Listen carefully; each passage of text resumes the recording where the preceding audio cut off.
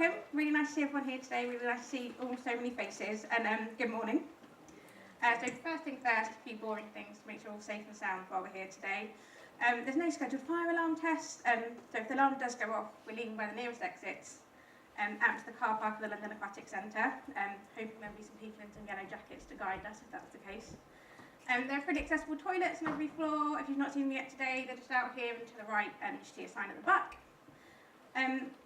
There is the opportunity to ask some questions, kind of let us know your thoughts on what you're hearing today. We'll answer the questions at some point if we can. Everything that you say we will read, we'll take away and follow up if needed. So you can do that via the Slido app. So if you've got it already, it's #BusStopsAmbition. If you haven't got it downloaded, there's the Wi-Fi password for the building here. You've got TfL guests and TfL staff. That information will come back up again towards the end of the session, so you can use it again, so don't worry, I haven't quite grabbed that. So we'll get started properly on why we're here today. For those of you who have not met, I'm Rosie, and I'm currently the Senior Advisor. I've only been in bus ops for a couple of months, but already I'm really amazed by the breadth of stuff that goes on. I think when you're involved in the work, and especially if you've been involved for a long time, sometimes it's quite easy to become quite blasé about what goes on. You don't really realise all the great stuff that you're achieving. But a fresh pair of eyes, I'm really genuinely kind of excited and impressed by everything that I've seen so far. So a few stats for you. Victoria Coach Station has over 13 million passengers through it every year. We're retrofitting over 1,800 buses to meet the new emission standards. There's more than 110 individual journeys scheduled every month on Dial-Ride, and okay, that's a bit of the business that I didn't know about at all before coming here, so I think that's amazing. There's 6.5 million bus journeys every day, which is supported by all our on-street staff and all our operators. 4,500 rail replacement buses are procured, operating over 570,000 miles. 360 service changes per year, and they all need the new stop-specific timetables, which is over 32,000 A4 panels. These are like giant numbers. They're crazy. There's such great things we're achieving. So all in all, I'm really excited to be a part of the team, and transformation has been a long and difficult time, but we can now focus on the team we want to be and the successes that go with that. And my role here today is to set the scene for everybody. So once upon a time, in a glass office building just down the river, a new mayor was elected.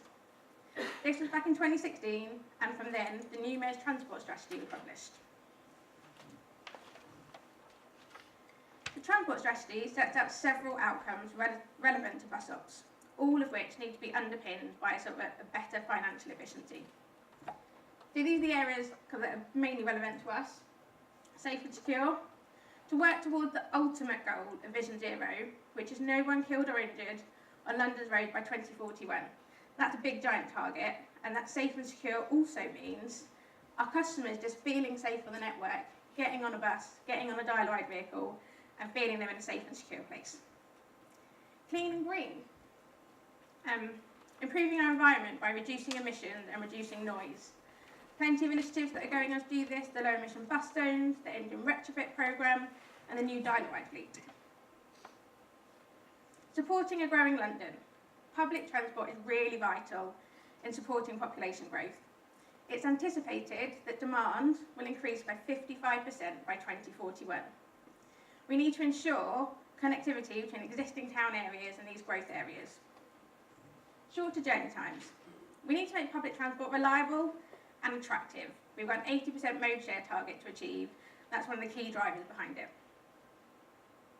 This all sounds really easy if there's plenty of money to invest, but on top of all these challenges and all these kind of things we're striving to achieve, the grant that TfL used to receive from central government is slowly being wound down. And that means we've also got to become financially self-sufficient. So not only continuing to run our services, also striving for these improvements. All of these changes meant that TfL had to look internally and seek to improve. And from that, transformation was born.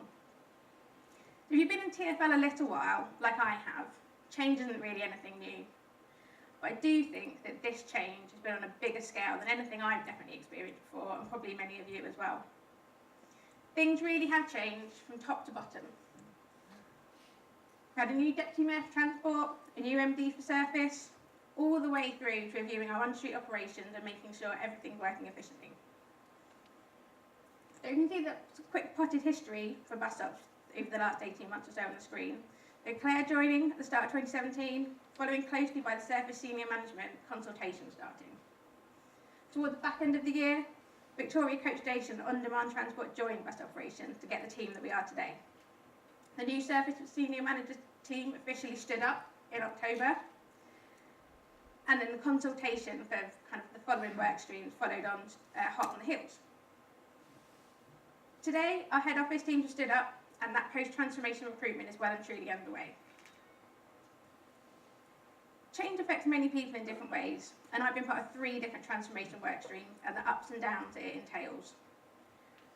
Although it may not feel like it at times, the people leading on these really are trying to do their best to meet these stretching financial targets, to do the best for our customer, to get the best out of and care for our staff. But we're here today nearly out the other side. Some teams, such as Centrecom and Network Development, have moved away, but we can still maintain those really important working relationships. 3 teams have come together to create the new Bus Ops Directorate, and we want to make sure it isn't just a collection of individuals, but a group of people working together for the same goals. So the time now is really start looking forward to being a successful part of the business, which is an enjoyable and satisfying place to work.